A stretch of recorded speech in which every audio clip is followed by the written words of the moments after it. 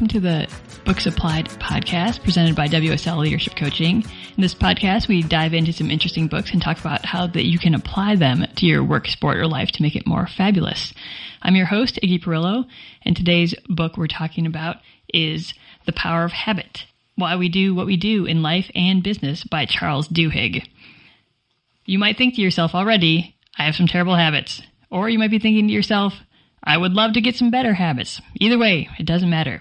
Duhigg basically dives into how we form habits, why our habits a little bit are what they are, and then if we want to change them or evolve them or create new ones, how to go about doing that. So this will help you in any of those stretches, counteracting bad habits, developing good habits, and basically exploring what a habit actually is.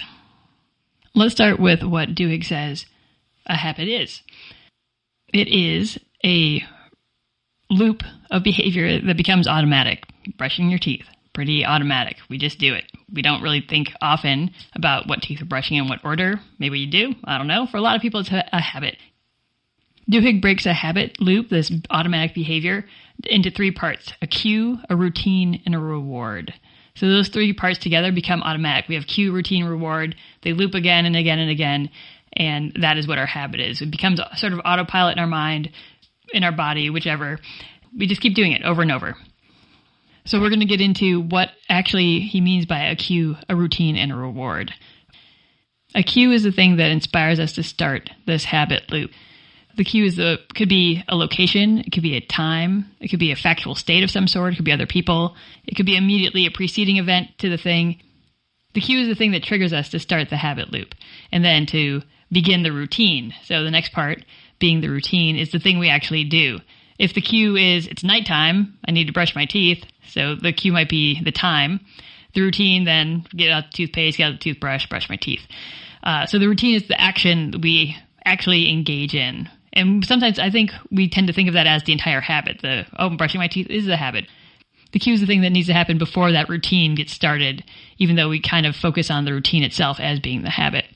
And then the third part is the reward. It's a little subtle what the reward can be. Sometimes the reward, you brush your teeth, you have clean teeth, great. Or for brushing your teeth, the reward might be, now I'm ready for bed, I can engage in the next step of the process. Or it could be a more internal state of like, oh, I'm relaxed more now, I can go on with whatever I'm doing next. So cue, routine, and reward fit together. You may be asking yourself right now, I have some terrible habits. What's the reward? What's the rewarding about that? I end up feeling terrible about it. For example, in the book, Duhigg talks about getting up out of his desk every day at 3 o'clock and going to eat a bunch of cookies, and then thinking that's not really what he wanted to have be part of his daily nutritional intake, was a bunch of cookies every afternoon at 3 o'clock. He decided to look into what the reward was for that action. So the cue was 3 o'clock, routine, get up, go eat a bunch of cookies. Was the reward feeling like he had eaten something, that he was hungry, needed to have some more food in his stomach then? Was the reward that he needed to move around and actually do something, and cookies were just a convenient excuse to go engage in walking around a little bit, getting some motion? Was the reward the idea of interacting with other people because he had been sitting quietly at his desk doing his work, and so eating cookies brought him in contact with others around him? He decided to dig into it a little more. The reward can be any of those subtle things. It could be a physiological reward, like his body needed nutrition.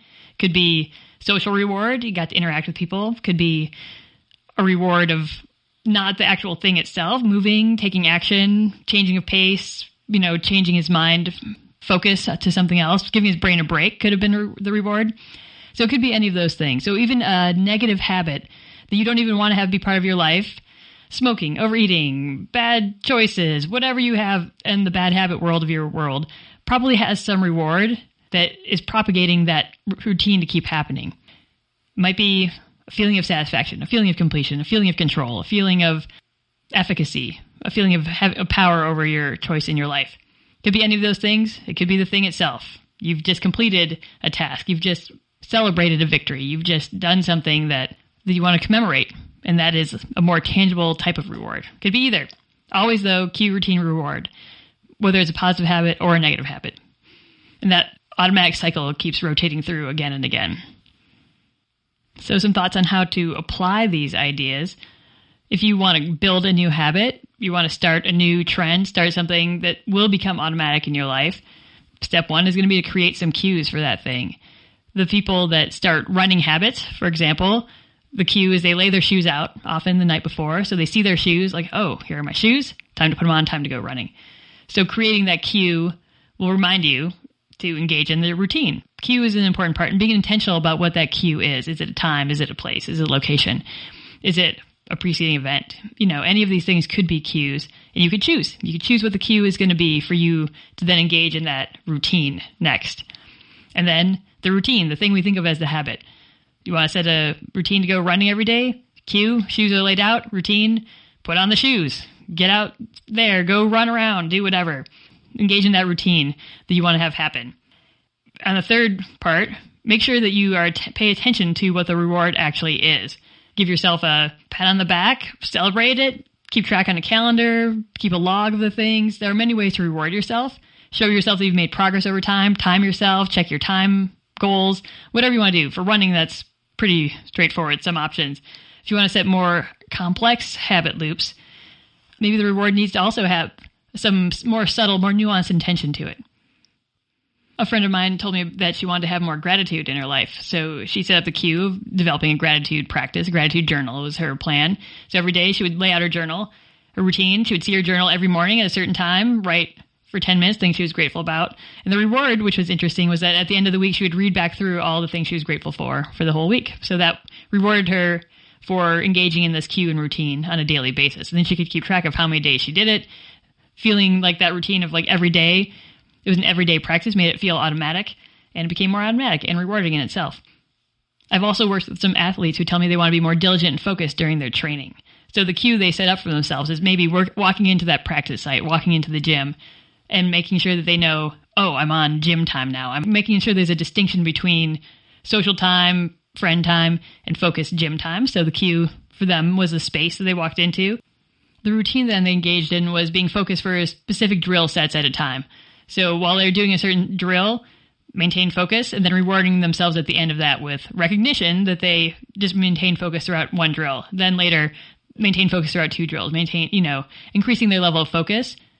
The reward they gave themselves was not only recognition of focus while they're engaged in training, but also it was pretty easy for them to calculate, oh, I've made this much more progress toward my athletic goals, my sport goals, and things like that. It became pretty clear pretty quickly that the habit had rewards for their out as an athlete. It worked out pretty well. It was a pretty measurable sport. Sport's often very quantified, very measurable for them to see the reward fundamentally at the end. But in the moment, they still needed to be recognizing that cue in their routine needed to be rewarded for each cycle that they went through in order to become automatic, become a self-sustaining cycle.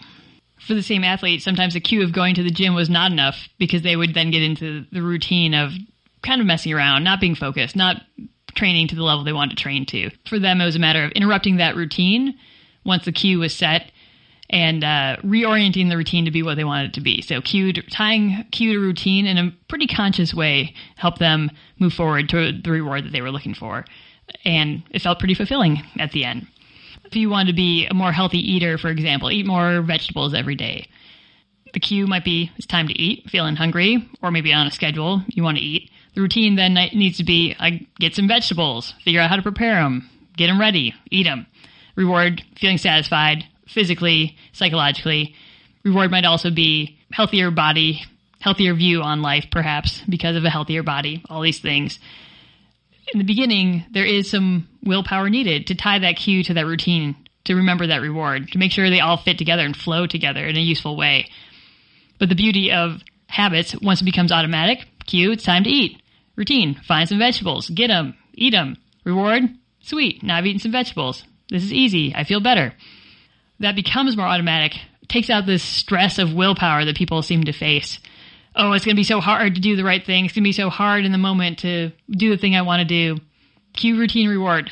Making sure the cue is meaningful, making sure the routine is doable, possible, effective, and tie that all to the reward that you actually want. Make sure they flow together. It might be a mental way they flow together. It might be a very physical way they flow together.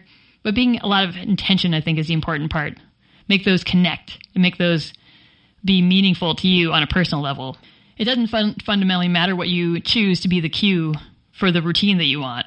as long as it cues you, it makes you aware. It might be something unusual that you need to set yourself on, a timer, a change of pace of some sort to cue you to start a new routine. Very possible. And the reward needs to be something recognized. So the cue, routine, and reward, making sure all three parts fit together to build on that habit.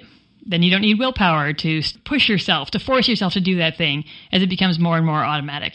Part of your day, part of your week, part of, your life flow.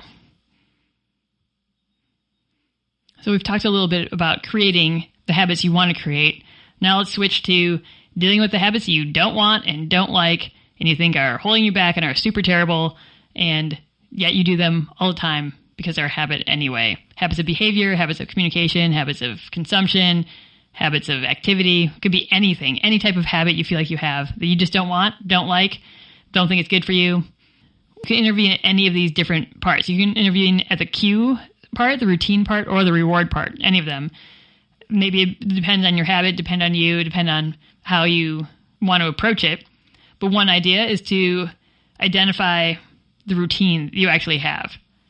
Is that routine something that you actually want to be doing? The routine itself, the actual thing you're doing. An example that Duhigg gives in the book is that every afternoon he would go and eat a bunch of cookies. And he decided that is not what he wanted to be doing, did not want to be eating cookies every day, not healthy for him to be doing. So he identified this routine every day in the afternoon, eating a bunch of cookies. Pretty clear routine, didn't want to have it, want to do something else instead, wanted to have a different, more healthy afternoon activity.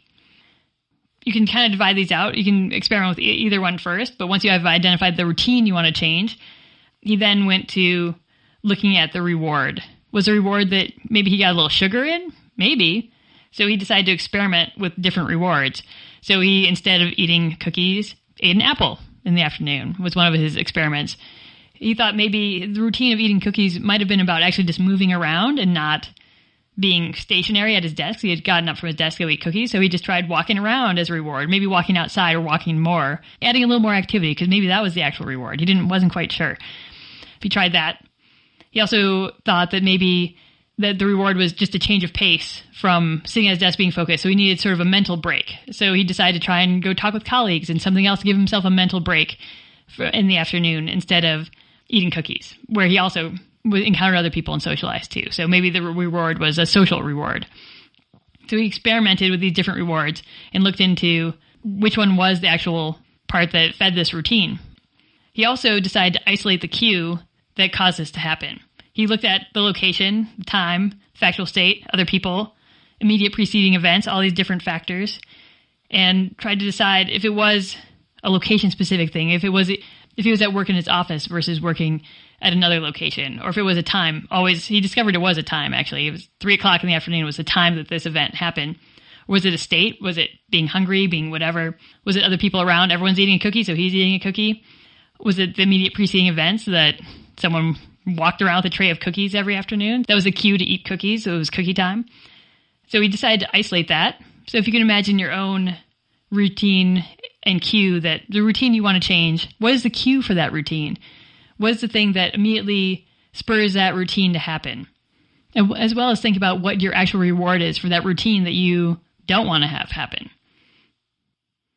Another thought on rewards is that the reward is probably a way that you are actually meeting a need that you have. So the reward is a need is met.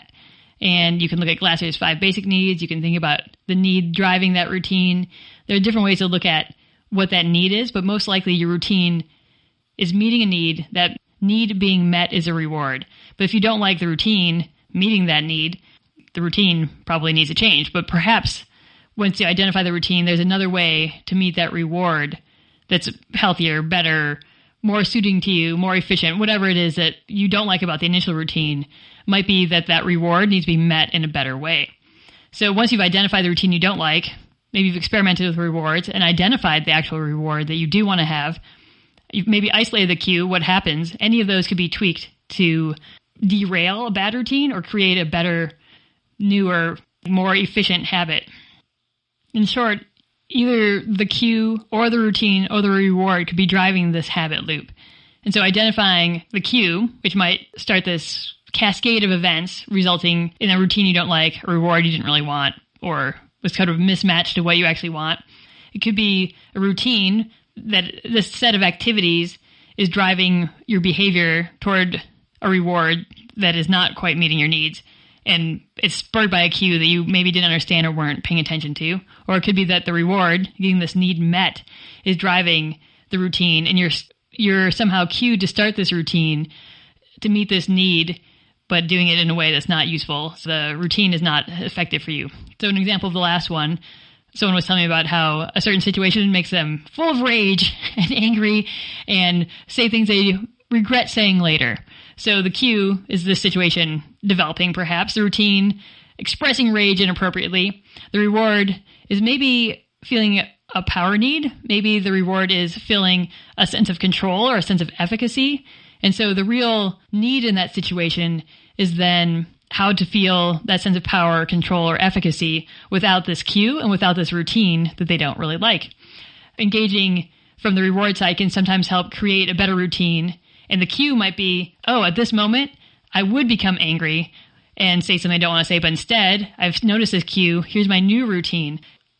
Identifying the new routine that they wanted to create instead to meet that same need. So the reward, the same. The cue, probably the same. Very much intentionally changing the routine in the middle.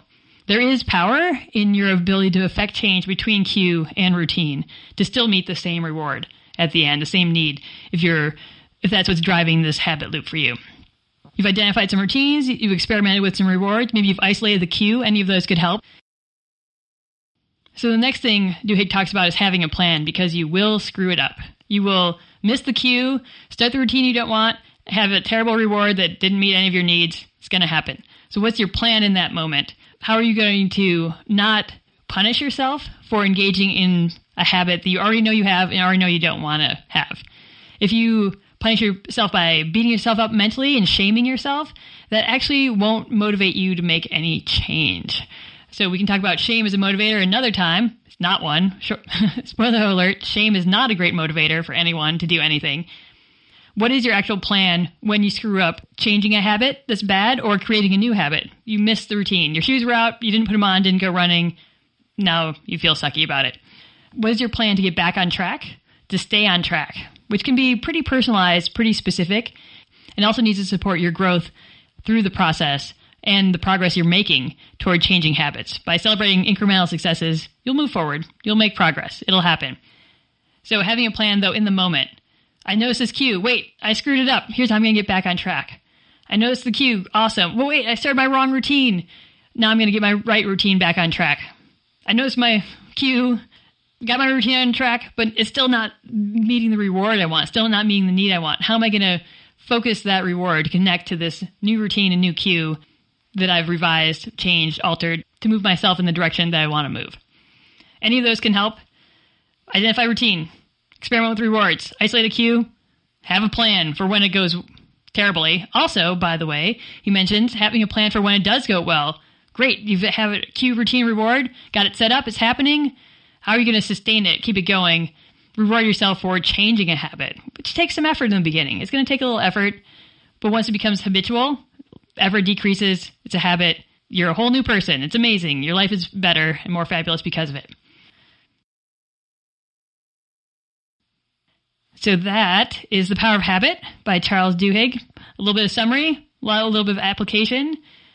I definitely recommend reading the book. Super exciting, super insightful into how your brain works, how habits are formed, how you engage with yourself as a person to form new habits. You don't have to reward yourself every day with a chocolate cake. That might not work for you.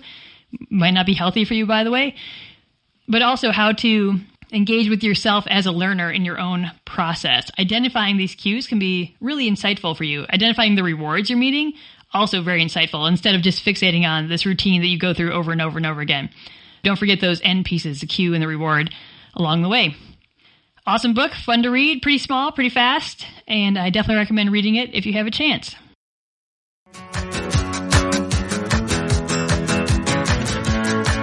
This has been the Books Applied podcast presented by WSL Leadership Coaching. I'm Iggy Perillo again. It's been great having you with me today. Thanks for listening. Have an awesome day.